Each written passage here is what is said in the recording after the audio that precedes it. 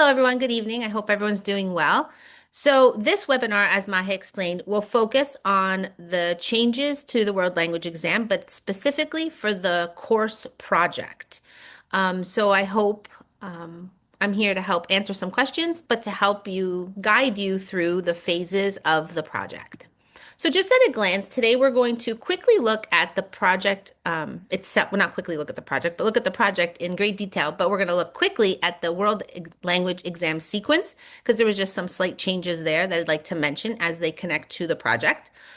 We will look at the project as a sequence, as a progression of phases. We'll go through each of the 4 phases of the course project. I'm going to chat a little bit at the end about how we should really look at AP as the destination in world language acquisition rather than a starting point. Like when students reach the point of an AP level, it shouldn't be the first time they're seeing some of these things. And with the new course project, that is something that we'll chat about later, but it's something that we can actually start to embed in our other levels as well. And then, of course, we'll end the session with a Q&A session.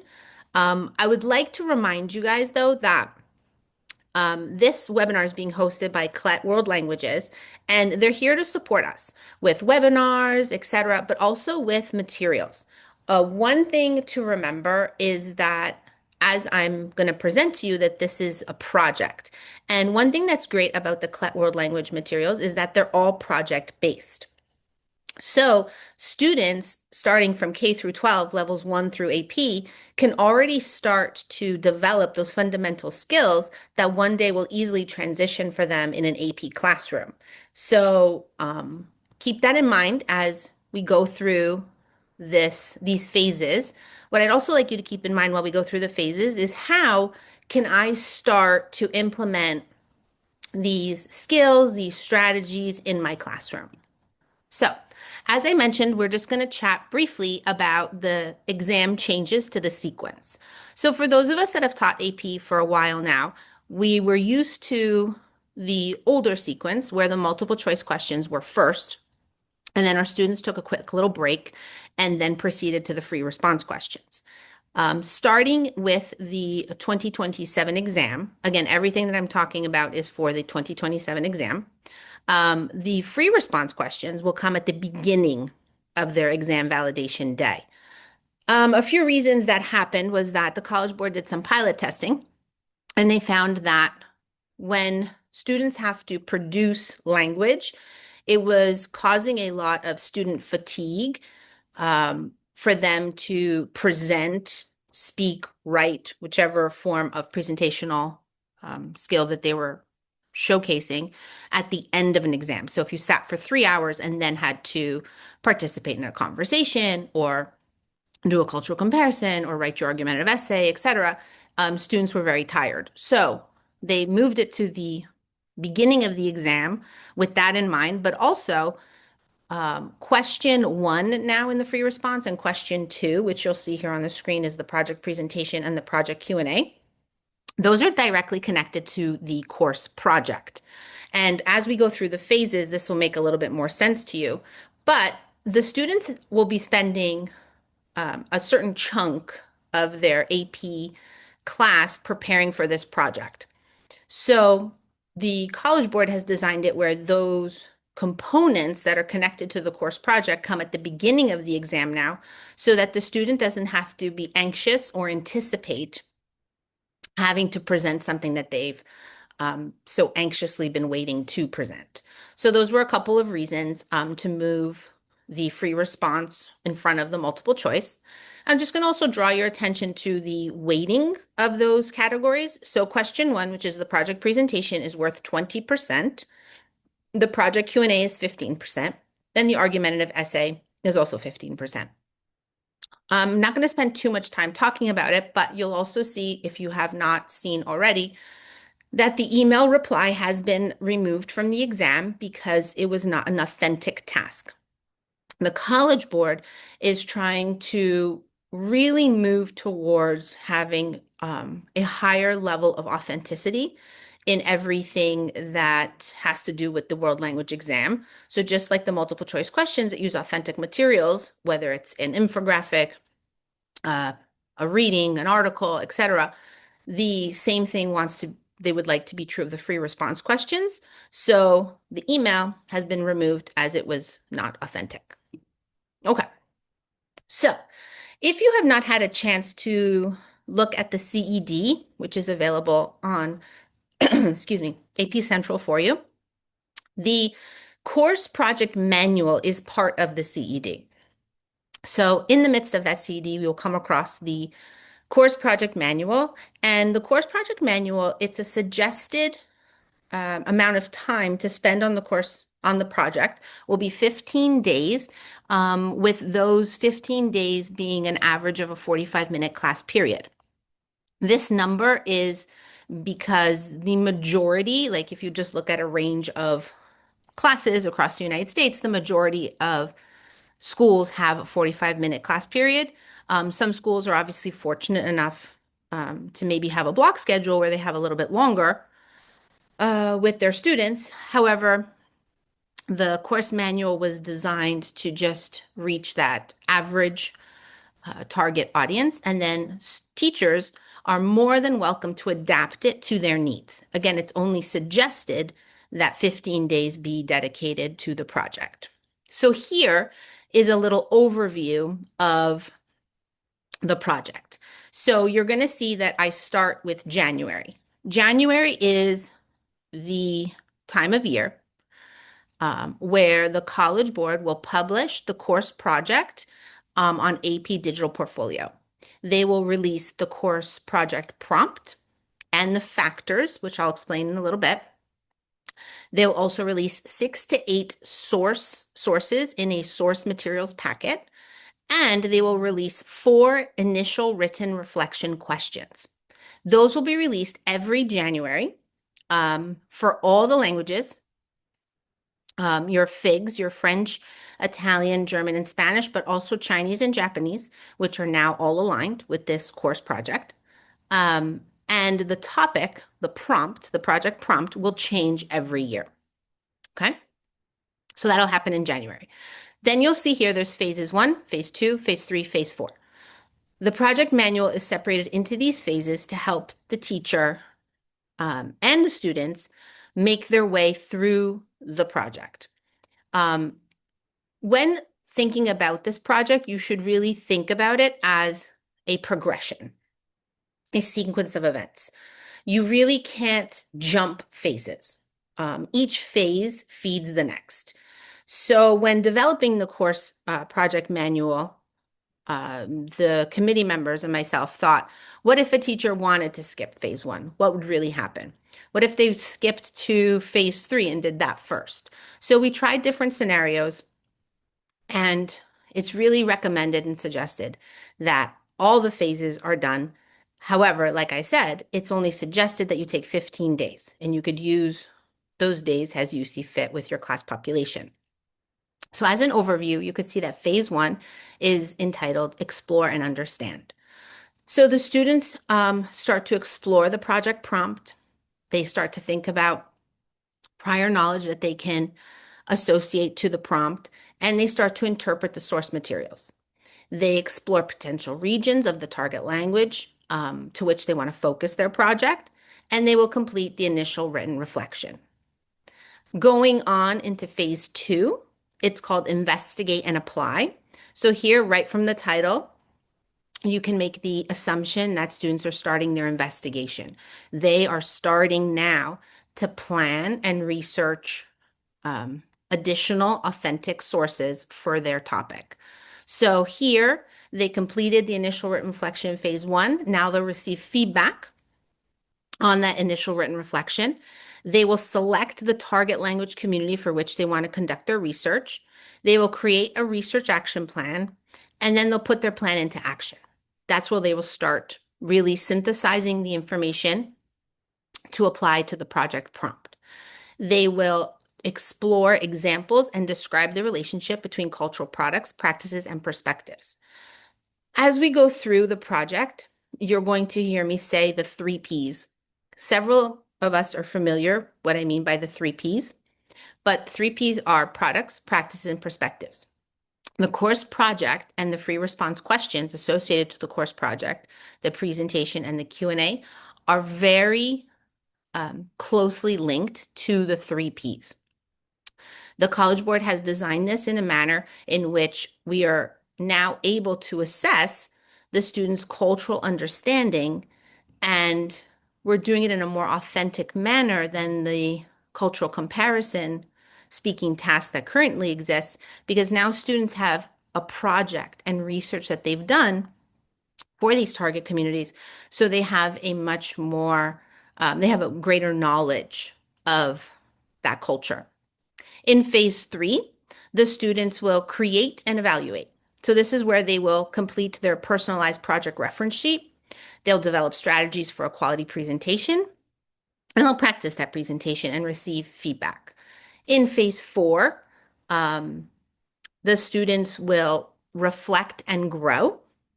So here, the students anticipate possible questions for the Q&A, which is the second question for the free response. They'll demonstrate the cultural understanding again. And here's an option for the teacher to review linguistic resources for speech, language functions, etc. So now we're going to take a deeper dive into each phase. This is just a little overview. So other than January on this little progression chart, there's another little yellow box there for April 30th. I'll explain this later on, but in April 30th is the due date for all languages, all students to submit their personalized project reference sheet. They will submit that online via AP Digital Portfolio. And that is the document that will be printed out for them on exam validation day for them to use to present. So when we get to phase 3 in this presentation, I'll be able to go over that with a little bit more detail. Okay. So phase 1, explore and understand. So as I mentioned, the project prompt will be released every January, and it'll always have a new topic. So as a whole, you can think of the project prompt as a general question or topic that can lend itself to any language and culture, and whereby the students will have the ability to research further. So it could never be something too specific to one culture or another, and it can never be anything that can't be researched. So it can't be just like a factual data point. So the students will have the opportunity to explore the project prompt. They're going to activate prior knowledge about the topic because, again, AP is the destination. So throughout their entire language study, they have encountered different cultural topics, vocabulary, etc. They're going to review the source materials packet. Again, they will receive 6 to 8 authentic sources in this source materials packet. They're going to explore potential regions of the target language to focus their project, and they're going to complete the initial written reflection. The culminating activity here is that completed initial reflection. So please note here that in parentheses, I do put a little note that says it's not graded by the College Board. Again, going back to that first slide of the sequence of the exam, the only parts of the exam that are graded by the College Board are the presentation and the Q&A. This initial written reflection, though, is crucial for the students to conduct their research and plan their presentation. So with this phase, once the students have received the 6 to 8 sources of varying materials, it could be an article, an infographic, an audio, etc., they should start to think and process the prompt. So they should think of it in perspective of personal experiences. Have you ever, and then think about the prompt. So for example, if the prompt has to do with travel, have you ever traveled to a different country? Vocabularies, think of benefits and challenges to this prompt. What are the benefits If I just keep travel, for example, what are the benefits of traveling to a different country? What are the challenges to traveling to a different country? What 21st century skills would you associate with travel? They could work with partners to ask and answer questions about preferences. In groups, they could make predictions about skills or experiences that they would like to develop or experiences that they would like to, that experiences that you would not be able to get to locally. They can make recommendations. So if you just look at some of the things that I have bolded here, when processing those authentic sources for that phase one, students are thinking about recommendations they would make, predictions that they can make on the research they're going to find, thinking about preferences. What would they like to do there? What wouldn't they like to do there? And thinking of, have I ever experienced this before? And thinking about it in the sense of, have I ever experienced it before where I live? Or is it something maybe I can only experience in the target language community? So learning goals for phase one is to really focus on thematic vocabulary and connecting um, the students back to prior lessons and activities. There's obviously plenty of opportunities for them to work as individuals on individual tasks on their own, but also in partners and in groups. So for this source packet that the students will receive in January with the prompt, as I mentioned before, they are College Board approved and provided authentic sources, similar to the sources these students are have already been interpreting. Similar to the argumentative essay, where we've always seen a written source, a graphic or infographic, and an audio. Those same types of materials will be included in the 6 to 8 authentic source packet. They will be level appropriate for the proficiency level of students at the AP level. And they will be vague. What I mean by that is these authentic sources that are part of the materials packet will allow the student to start to brainstorm and to start to think of where they would like to further their research. So the authentic sources, for example, I teach Italian, will obviously talk about Italy in some manner. They could talk about Northern Italy, Central Italy, and Southern Italy. They could talk about the entire country as a whole, but the sources will never be region or city specific. The purpose of that is to persuade, per se, the students to want to do further research, to engage and develop the topic more. A lot of the skills associated with this first phase are part of the skill category one, which is the interpretive communication. Because students will be identifying keywords, they're going to be summarizing the main idea, they're going to try to explain the supporting details in their own words, they're going to identify the author's message, purpose, target audience, and they're going to try to start to truly see what are the cultural products, practices, and perspectives being presented to me in these sources. And it's those 3 Ps that are going to drive them to then select a target community for which they would like to focus their research on. So in phase one, as I mentioned, they're developing those initial considerations because in phase one, it's just when they're interpreting everything. They've received the prompt, they're interpreting the sources.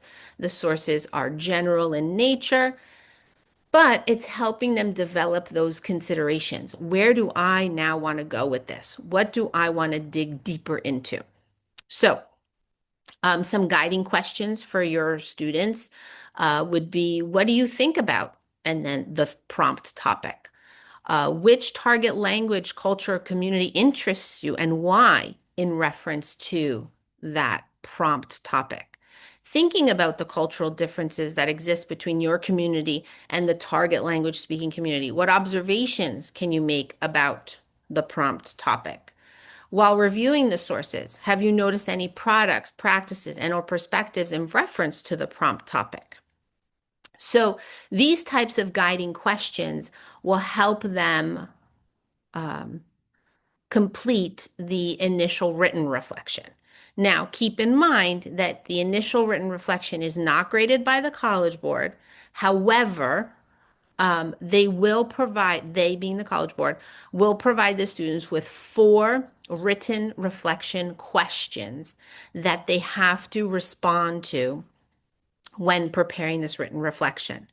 The written reflection integrates the information from at least 3 of the 6 to 8 provided sources. It will allow the student to draw on their own experiences and knowledge of these 3 Ps and make connections with that information from the sources.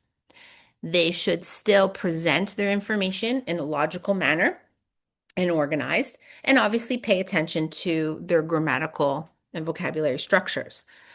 Now, while we were developing the instructional manual, several of us teachers were worried that if students are obviously aware that the initial written reflection would not be graded, how would that be interpreted by them? Would they then think, oh, it doesn't matter?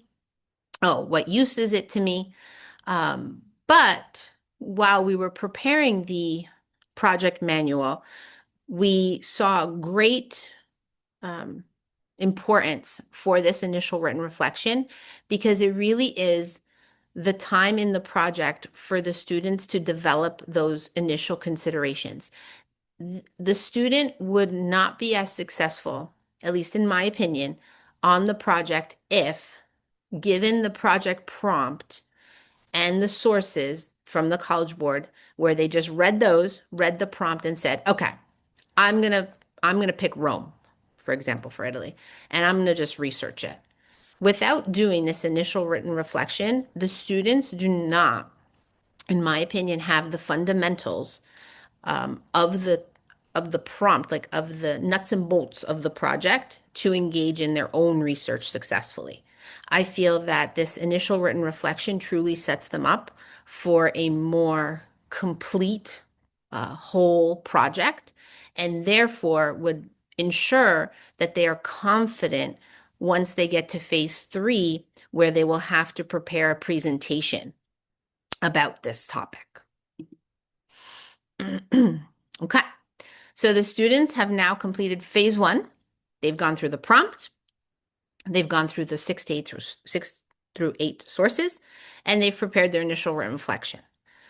So now it's time for them to select their target community. Where would they want to continue and focus the research of this project? To help them organize their research, they will be completing a research action plan. And this is where the students will have to compile, document, and synthesize their own sources.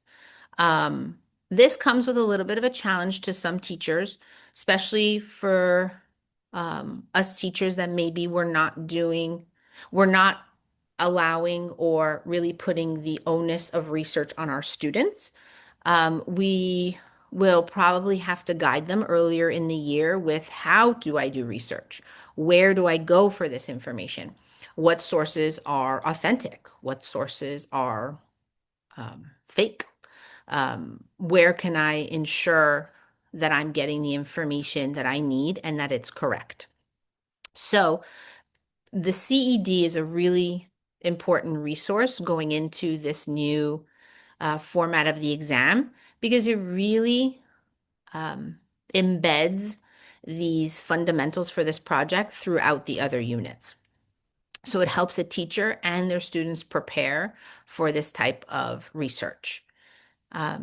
So the culminating activity here for phase 2, I would say, is the application of the investigation. So putting together their research, getting ready to prepare their presentation.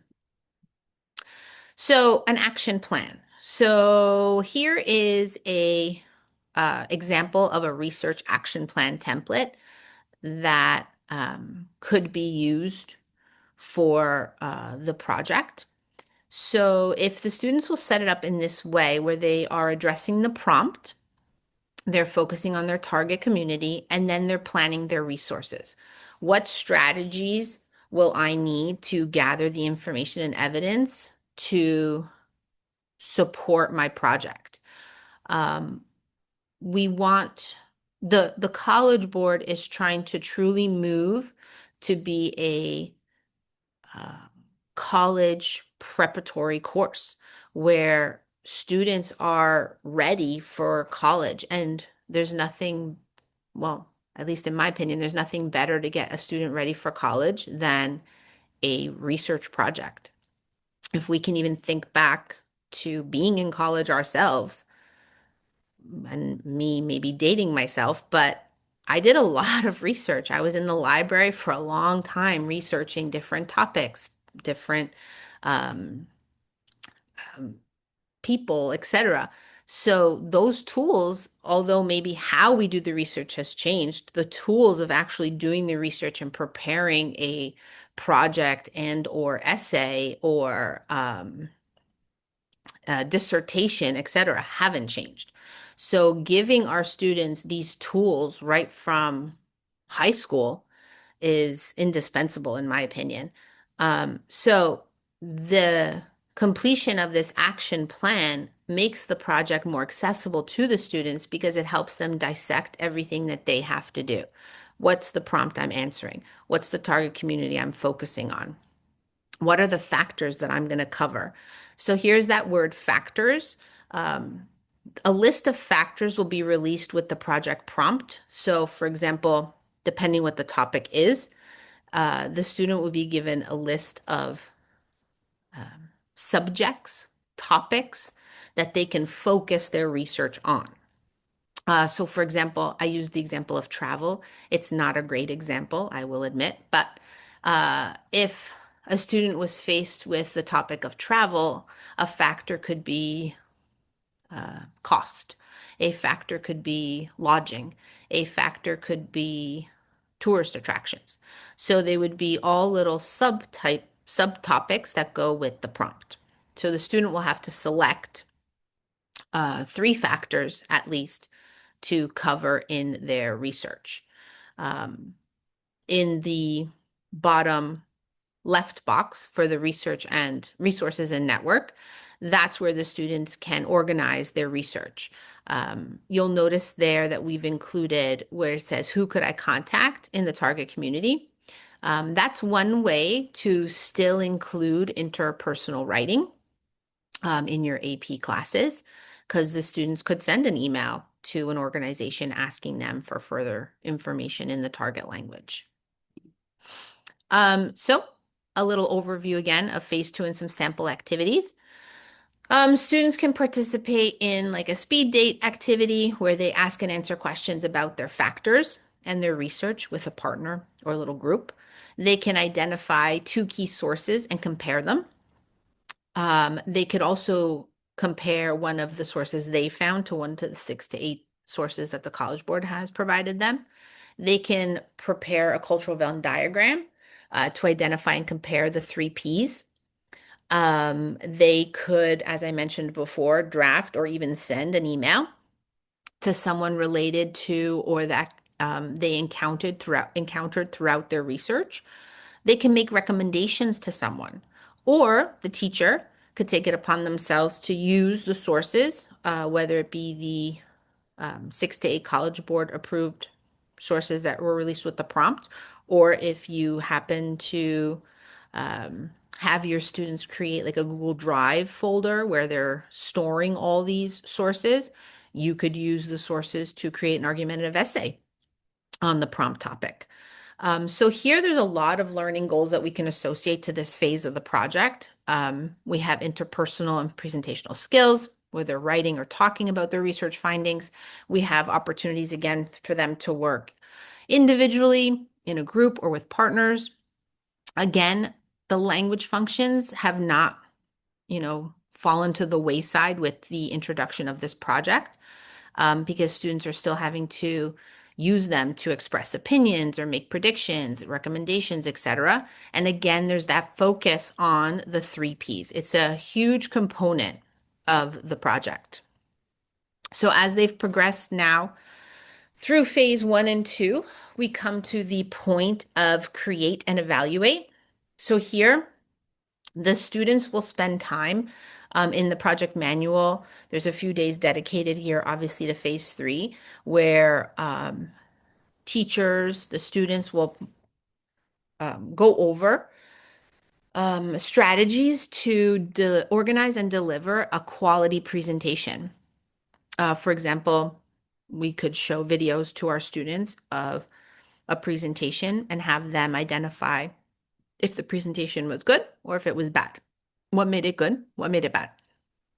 This can be anything from body language, although they're not presenting live, obviously in front of someone, but we all know that if I were to run this webinar half laying on my desk, I would not be able to project my voice as well. And therefore, my body language would impede me from recording a solid presentation.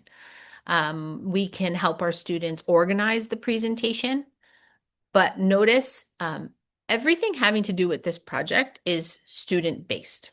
The student needs to take ownership over the success of their project. We are mere guides through the project process. We are there to give them feedback. We are there to encourage them. We are there maybe to help them, guide them to where to find these sources, but by no means should we be picking the sources for them to use during phase 2 of the project, nor should we be rewriting their presentations here during phase 3. We really should be using the scoring guidelines and the feedback forms that will all be available to you on AP Classroom, hopefully in the summer. A published date has not been released yet from the College Board, but all these documents that I'm alluding to, the teacher will have access to on AP Classroom to print and use.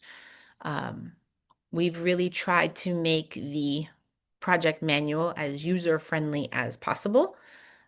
So they will have a bunch of teacher tips, etc., through that. One of which is the feedback form.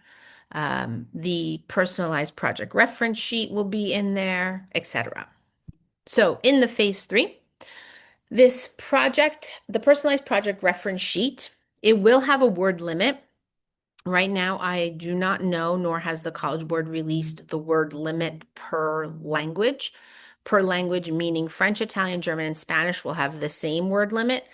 Japanese and Chinese will have a character limit to the best of my knowledge. However, again, that has not been released.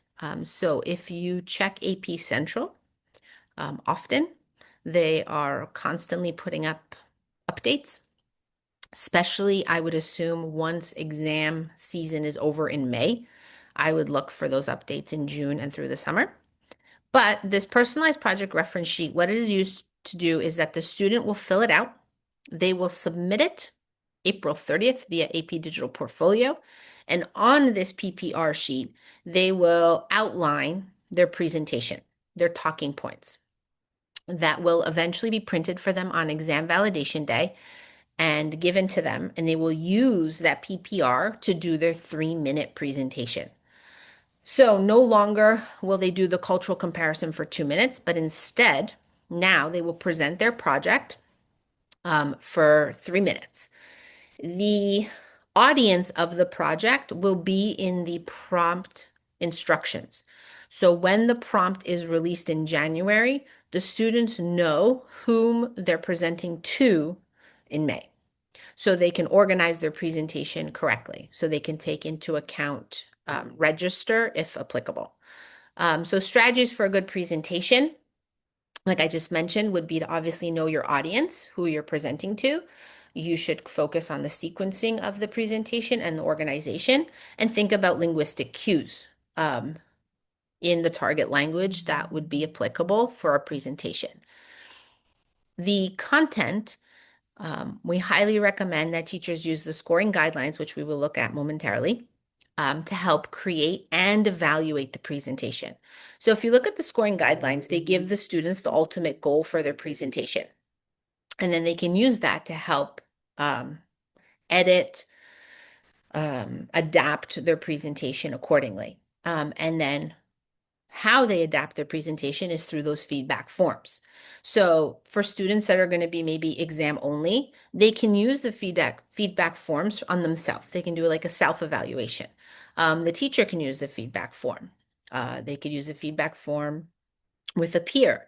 Teachers are obviously more than welcome to use any of these components of the project as a formative or a summative grade in their classes.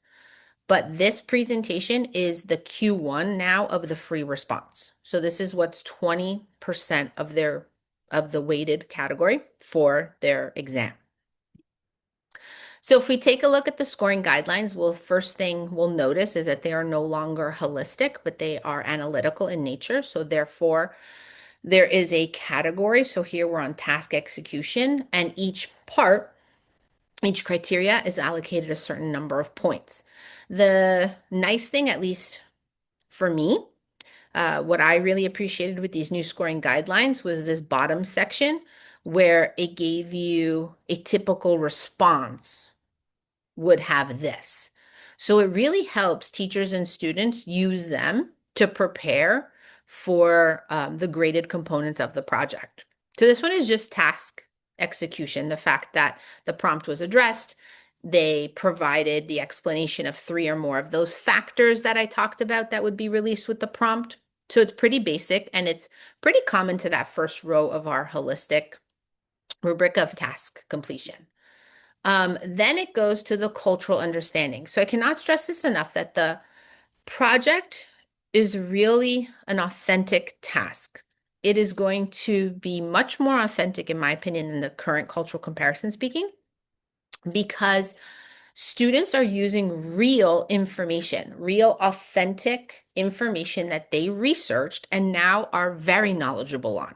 So no longer is it that at random, a student's going to get this cultural topic that they have to talk about with the hopes that it was covered in great detail in their course. No, now they're going to have the opportunity to present something that they've researched and have taken ownership over. So I feel that students will have a greater understanding of these 3Ps, but also be much more confident in presenting them. And again, a nice thing with the scoring guidelines now is that they've defined for us and for the students those 3Ps. Organization. So this goes back to that recommended activity, suggested activity of going through what makes a presentation a great presentation.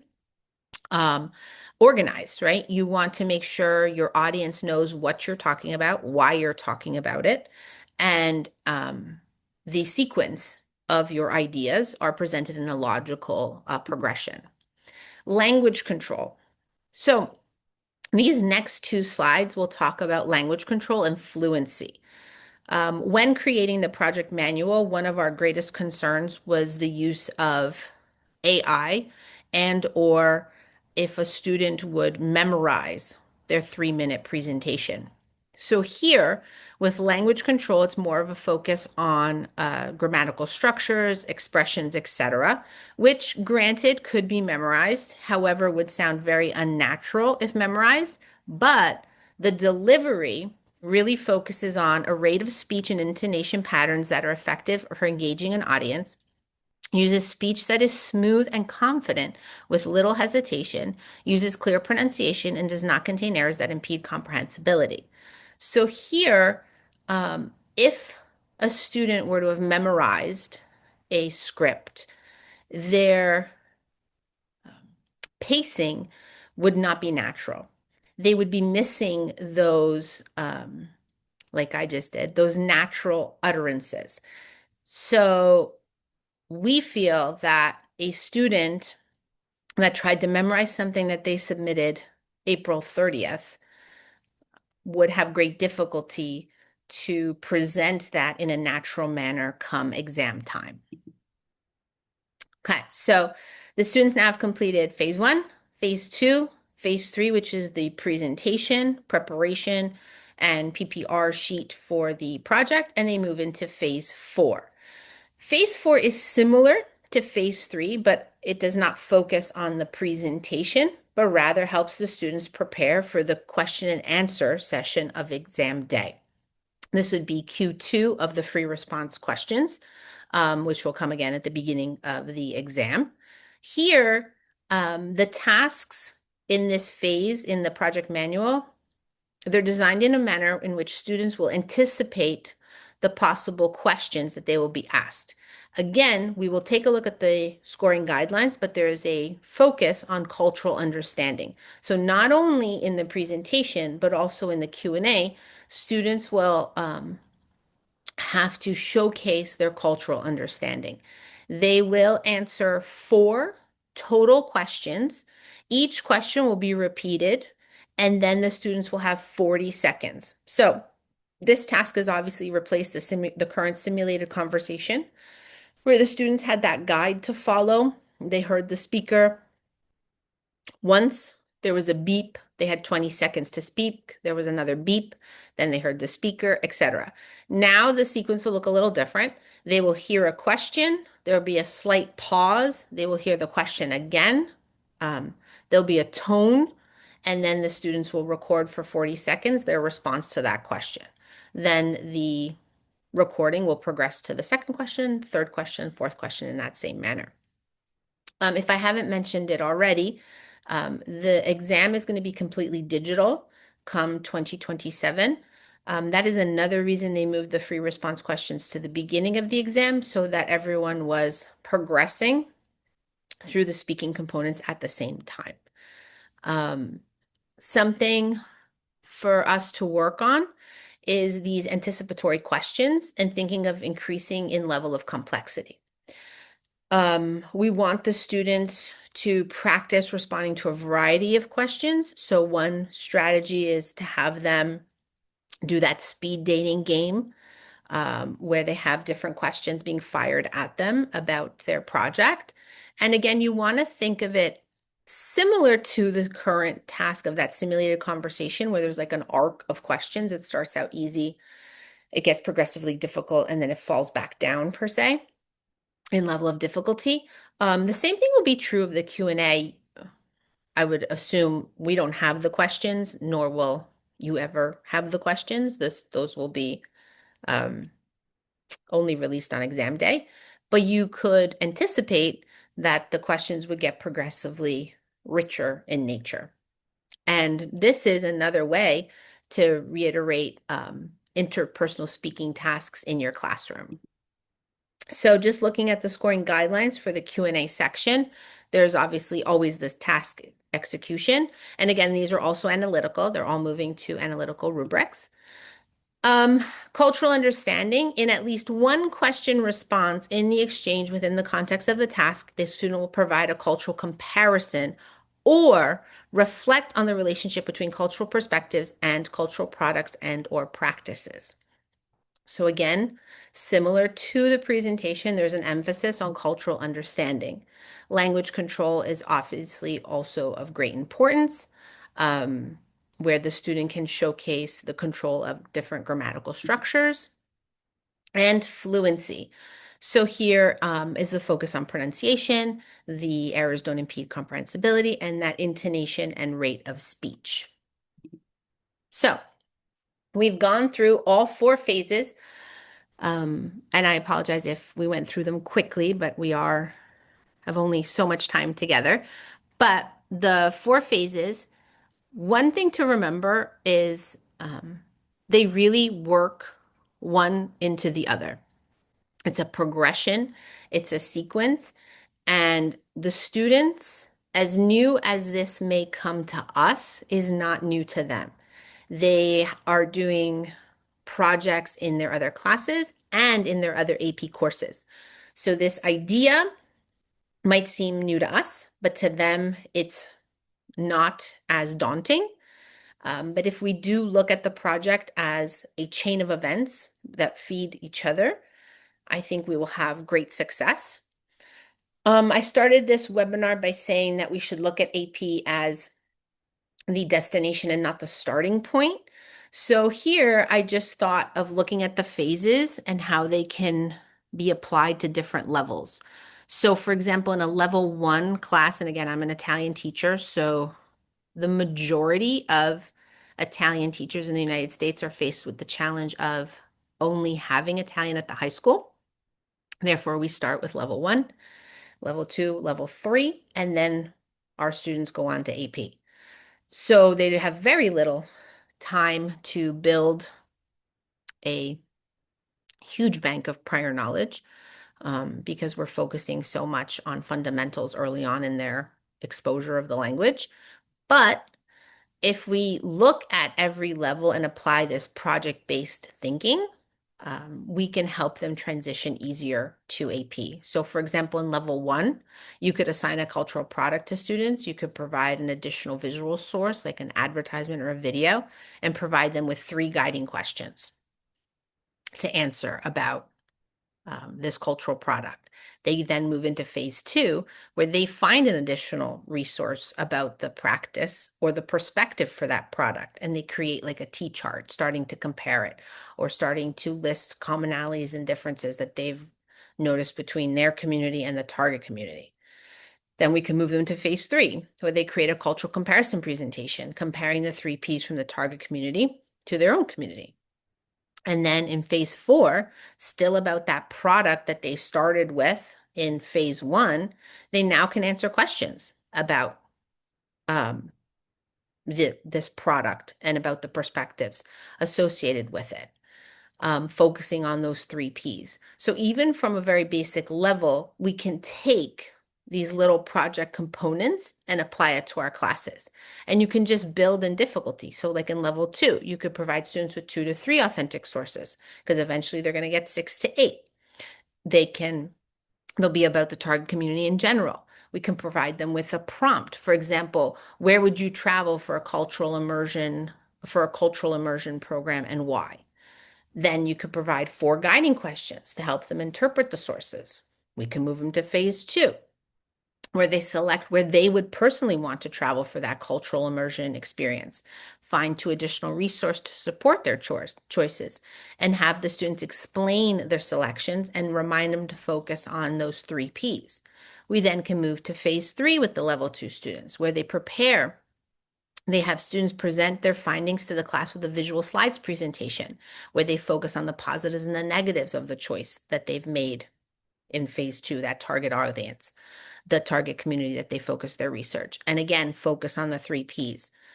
Then we can move level 2 to phase four, where they participated in that stimulated conversation about the target community and their research, and the 3 Ps, compare them to their community. So as you can see here, we can take this project-based approach and apply it in any one of our levels of instruction so that eventually these students can transition more easily to AP. And as I also mentioned at the beginning of the webinar, CLET World Languages does a great job, well, not only with their webinars, but also with their materials that they offer, because it is project-based from K through 12 instruction for levels 1 through AP. And what better way to prepare your students with those fundamental skills of research and creating projects for AP than if starting from a lower level. Coming soon to the material that CLET offers, they're going to be producing and publishing companion guides for their K through 12 program for levels 1 through AP that will be little companion guides to these projects. And again, if you're interested in any of their products for any of the languages, a link will be made available to you guys to request some free samples. Talking about samples and resources, there's a bunch of teacher resources and support available to you. Obviously, there are the CLET webinars that are posted on their website and then being offered as we go through the rest of the academic year in summer. And those are also target language specific too. So obviously, I spoke to the project as a whole, but you could attend a different webinars for your language, so the activities are more tailored to your language of study. The College Board is offering AP Summer Institute grants to all world language teachers because it's a new rollout of the exam. and therefore grants will be available to you to attend those. There's also AP Central and the FAQs for the CEDs, the online communities for all of our subjects. That is actually the best place to ask your questions. I know several languages have their own Facebook groups. However, those get a little convoluted with some false information. So the best place to ask any question having to do with the AP exam or materials or the project manual or the CED is through the online community because it is monitored by the College Board. Class materials, they're not available yet, but they will be made available on AP Classroom for you to print and use. And obviously the project manual. So I've gone through the project with you guys this evening. However, the project manual, which is part of the CED, will have the overview of the components. It'll have all the scoring guidelines. It'll have the recommended project timing, those 15-day plan, as also what happens on exam validation day. There's a nice little tips for every phase of teachers' do's and don'ts to help us teachers and remind us teachers that we're mere guides through this project process. And we really should allow and encourage our students to take ownership of everything that they do. And the project sequence itself, every phase has teacher tips, suggested activities, and it'll reference which documents will be needed for each phase. So, for example, those feedback forms or the research action plan. So, you may feel lost, but you shouldn't because there are a ton of resources available to you to help you prepare and build your course for the coming year. And now I'm sure you have some questions. So, we're going to try to go through those as best as possible. Thank you so much, Val. Yes, we do have a lot of questions. Okay. Okay, so but before we start, we would like to mention again that our materials, the class materials, Mhm. they're already project-based, but they already incorporate cultural comparisons through articles Yep. and mini research activities because one of the, strengths of the reporter series is like the students from the very beginning, from level one, they act like reporters of the culture. So they need Yep. to do research and they need to create mini projects and mini research activities starting in unit one, in level one, through all the 4 levels. And they're not treating as a separate thing, they are embed, with the Yeah, they're completely integrated into the topic. theme of the unit. Yep. Exactly. They're a great resource. This is the similar approach from level one to the AP book that we have now for Spanish, Generación AP. And students, begin working this way early on and become very familiar with the 3 Ps. Yep. And in addition, as Valeria was referring, starting in June 2026, we will include a companion guide focused on preparing students for the new AP exam from levels 1 through 4. And the same applies to our AP Spanish program, the one that we have currently, Generación AP, which will also include activities aligned with the new exam in the workbook, not just in the student book. So as I was, suggesting, if you want to explore these materials, feel free to request a free sample because that's the best way to test a material. So I'm gonna share again the link in the chat. So please use it. And our sales consultants will be more than happy to explain everything to you while you are reviewing the materials. So now moving to the questions, we have a lot of questions. Ooh. Okay. Let's start, Val, grab some Okay. water. I'm ready. I'm ready. All right. So the first, I'm going to try to follow the order as I was compiling the questions. So the first one is, are the days, I guess, it's like the preparation days for this project, expected to be in a row or throughout second semester? No. So the prompt will be released in January, so which for the most of us, that's second semester. And then the teacher does have the flexibility to do the phases all in a sequence if they would like, or they could spread it out. The only other date, though, to keep in mind is that April 30th date, because that's the date. There's no wiggle room on it, that the students will have to submit the PPR, that personalized project reference sheet. So if a teacher would like to start the project in March, they could do that. There is no official start date. It's just that in January, that's the earliest the prompt is released to us with the 6 to 8 source material packet. Perfect. Mhm. So one of these the question that has I've seen several times in the chat and the Q&A, are these changes for this school year? Which is no, but No, they are not. So this will take effect for the 26-27 school year and for the 2027 exam. This current May 2026 exam is the regular exam that we're all used to. so we're still fine, don't panic. Yep. And it's not for Nope. now, You have plenty of time to prepare. It'll be fine. All right. And Val is gonna be here as well for another webinars, and we're gonna support you. So don't panic. Yep. And we have as well, No. the official source, which is called Sports. And as Valeria Yep. was explaining, they offer courses and as well training in summer. So let's make sure that as well, we use them because Hmm. they are the they are the inventors of this new Yep. exam. They are the ones that they should be training people. Hmm. Okay, so from where we should take the prompts. So the prompt itself for the project will be released by the College Board in January, and that'll be released digitally to the teachers, but also the students. So what I mean by that is that on AP Digital Portfolio, especially for those students that might be exam only, they too will get the prompt in January. So there will only be one prompt every January, and it'll change every year, but every language will get the same prompt. Perfect.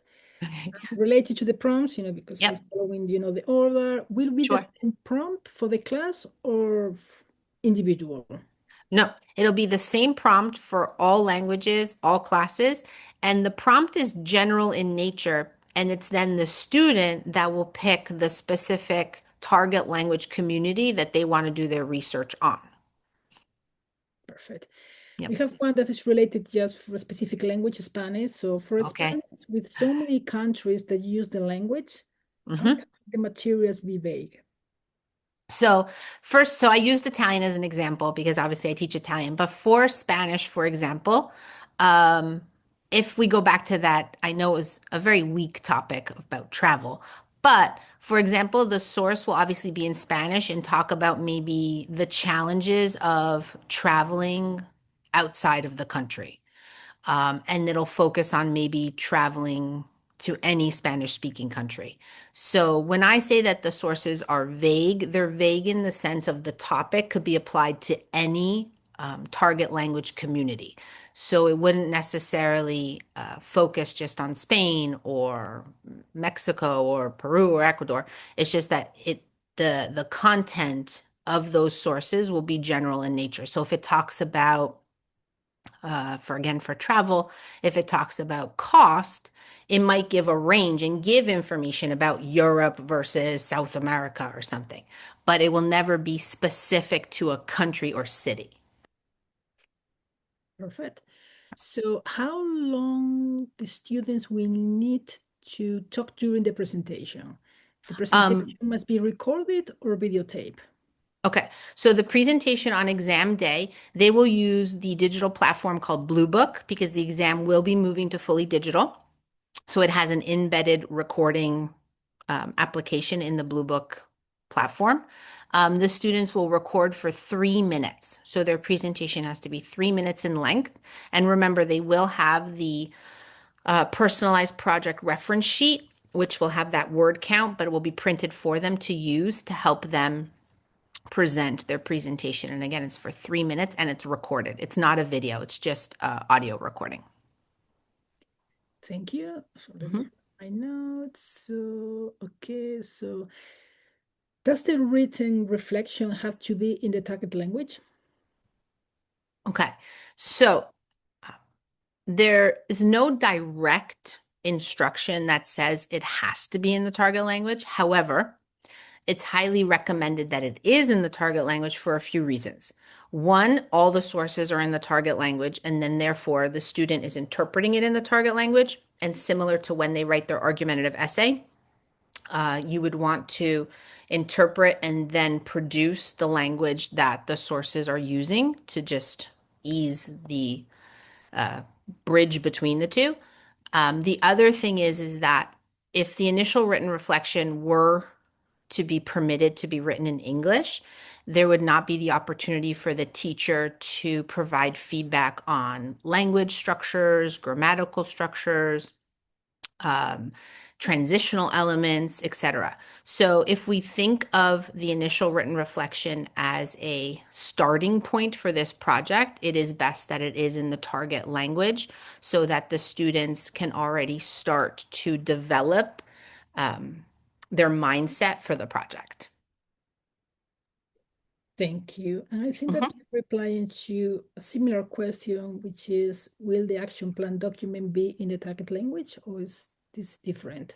Oh, yes. So the one that I showed during the presentation was obviously in English for the purposes of this webinar, but the classroom materials, for example, that research action plan document that I showed, when they are eventually, I say eventually because I do not have a due date yet, available on AP Classroom, they will be in the target language. So the teachers will have it available to them in the target language. I think if I'm not mistaken, and if things have not changed, the idea is to present it in both on AP Classroom, just like now currently the directions are in both English and Spanish or English and Italian, English and French, so that the teacher has the flexibility. But it will be available in the target language.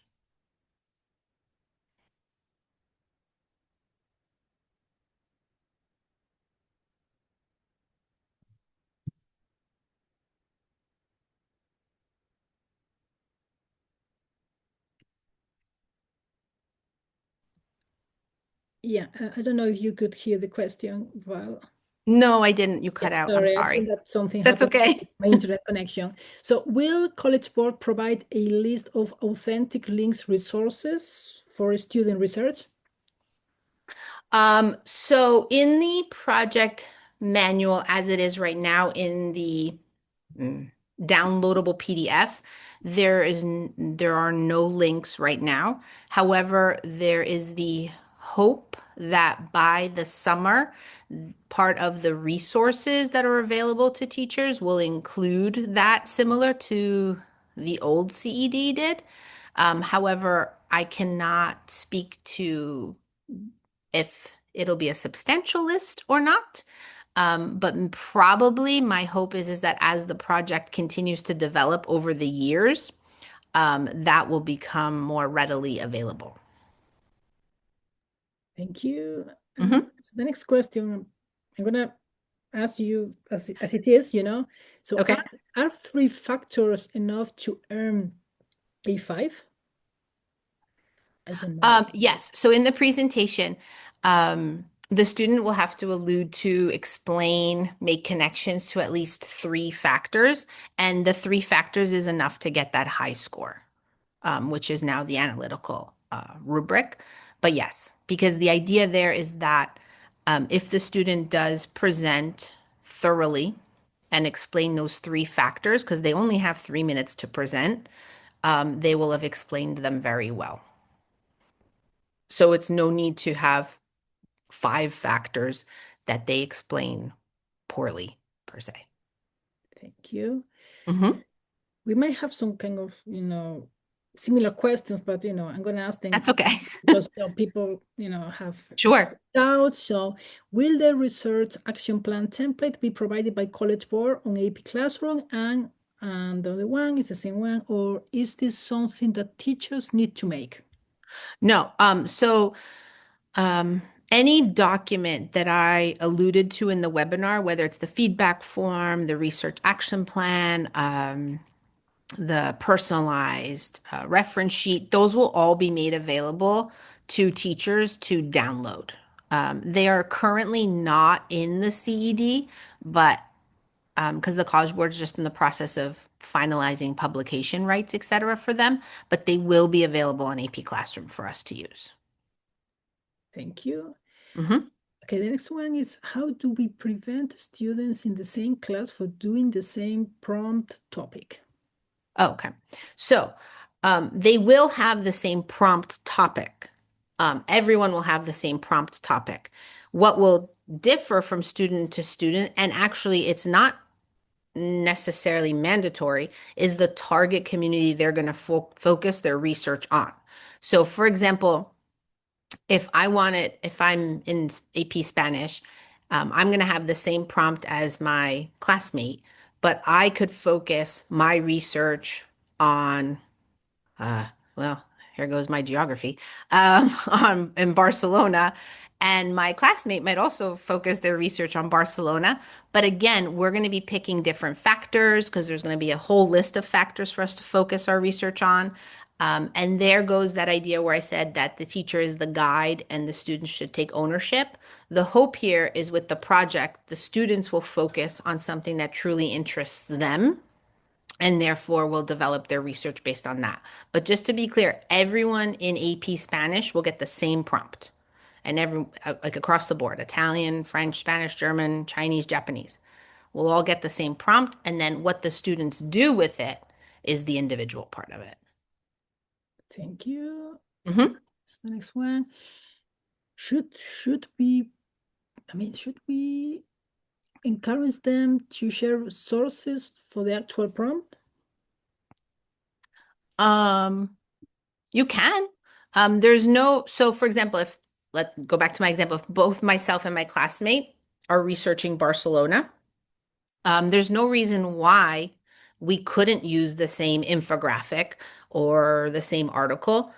Because again, similar to like the argumentative essay task, if you think of it in that perspective, we all get the same question, we all get the same sources, but then what I do with those sources and how I write my essay is completely different than how my classmate would do it. So we could definitely share sources, but how we interpret those sources and apply it to our presentation will end up being different.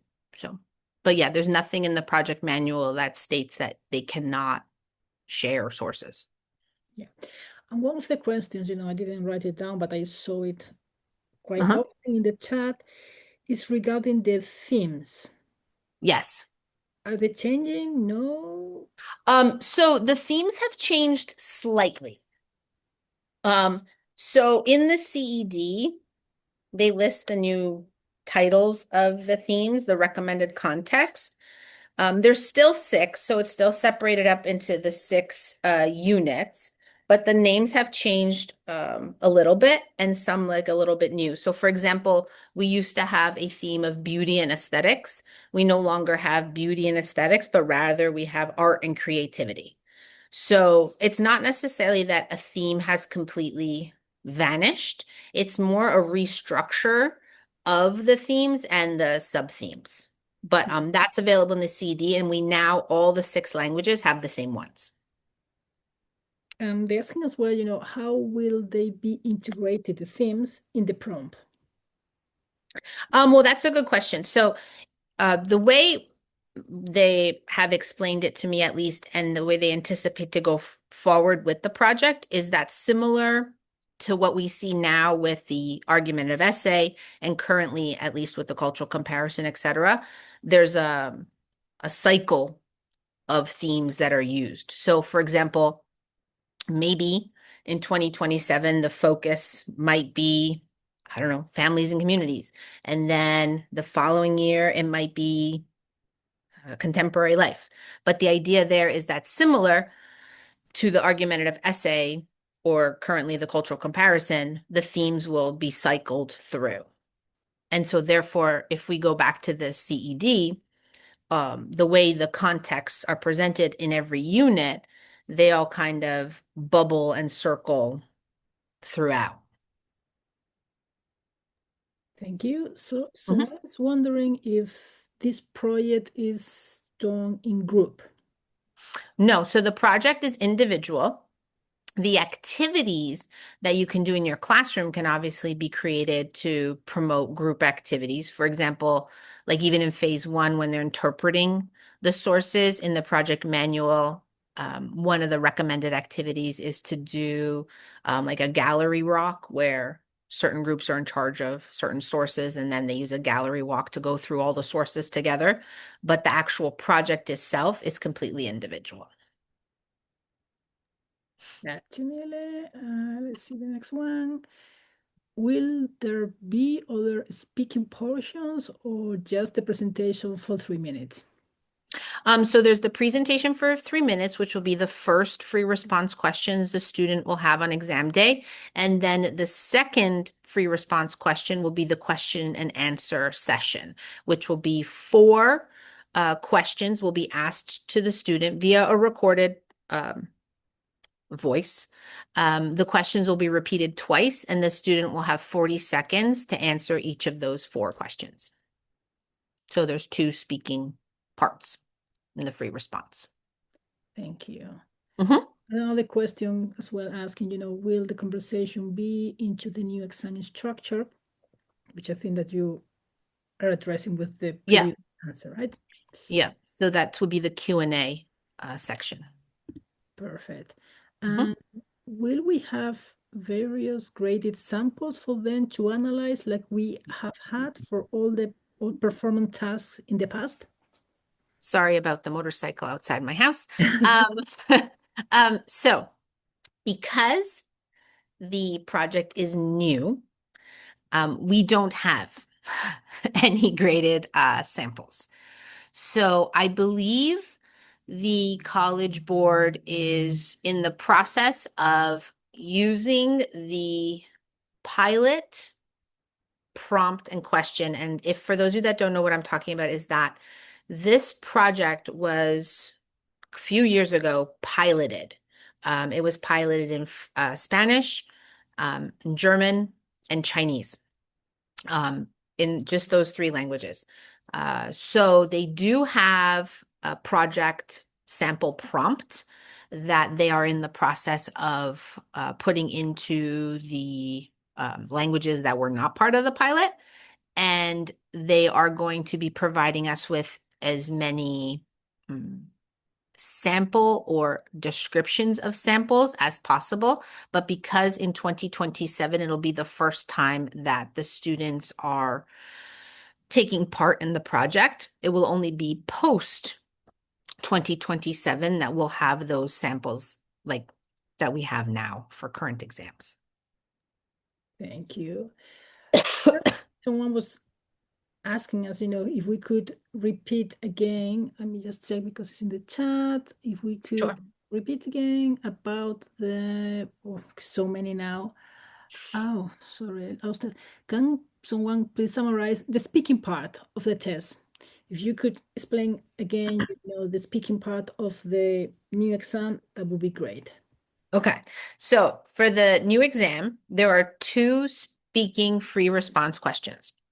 The first one will be the presentation for 3 minutes that the student will use the personalized project reference sheet to help them recall their project to present. The second question on the free response section of the exam will be the spoken question and answer session, where the student will be presented 4 questions about their project. And those questions will be asked twice, and the student will have 40 seconds to respond. So those are the two spoken free response questions on the exam. The other free response question is not connected to the project. It's the argumentative essay. Thank you. Mhm. So I saw a question as well in the chat about previous webinars. I just shared the link in the chat. Okay. So let's go back to my list of questions. Okay, so why are they keeping the email for Chinese and Japanese exam if they are saying this is not authentic? Well, for the Chinese and Japanese, give me 1 second to pull that up because I'm much more versed in the Romance languages. However, give me 1 quick second and I could just answer that for you. Okay, Chinese and Japanese. Because I don't want to leave my Chinese and Japanese teachers hanging Okay. So, Chinese and Japanese. Okay. So for the Chinese and Japanese, I believe the email response is staying as part of their free response. So Chinese and Japanese, a little bit different than French, English, French and English. Nope. French, Italian, German, and Spanish. They will have four questions in their free response section of the exam. Still at the beginning, they will have the project presentation, just like the Romance languages. They will have the project Q&A. They will still have the story narration, and then they will have the email response because, to the best of my knowledge, it's for character um, typing and assessing that part digitally. And because the French, Italian, German, and Spanish exams are um, aligned, I know College Board exams are not proficiency based. However, they are more aligned for a advanced low proficiency, whereas for Chinese and Japanese, they are to an intermediate high proficiency, and therefore the email is still a viable task for the proficiency level. Thank you.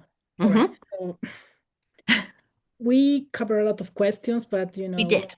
we came to an end of the webinar. I saw questions as well about artificial intelligence that probably Mm, could be a good reason for another webinar. yeah. So it's come up a lot. Yeah, So there's a lot of different things with AI.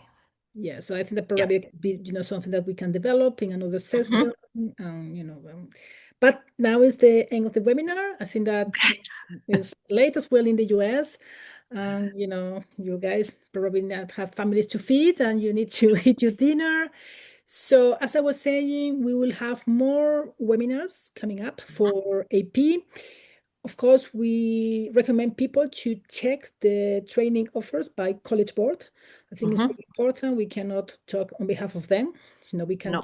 try to help our community to understand the new changes, but we recommend, of course, to check all the training offers, Mhm. courses, summer Yep. institutes, etc., by College Board. Yep. I'm going to share quickly again because we are very proud of our materials. I Mhm. need to request free samples because we are a product-based company from the very beginning. So that would be great if you want to check our materials. And as well, I'm going to share again the link to request the certificate of attendance is as well in the chat. And of course, we will really appreciate if you can as well let us know what you think about the webinar, but in this form, because I saw a lot of hearts and, and love in the chat. But if we can have that in writing, that would be fantastic. And again, we will have more webinars about AP. Hopefully, with Val, more of Val's webinars in future. Thank you so much, Valeria. This webinar Of course. was Thank you, fantastic. everyone.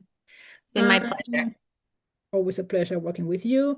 So thank you very much, and we hope to see you in our next webinars. Have a lovely evening. Thank you, everyone. Muchas Ciao. gracias. Chao, chao. Ciao.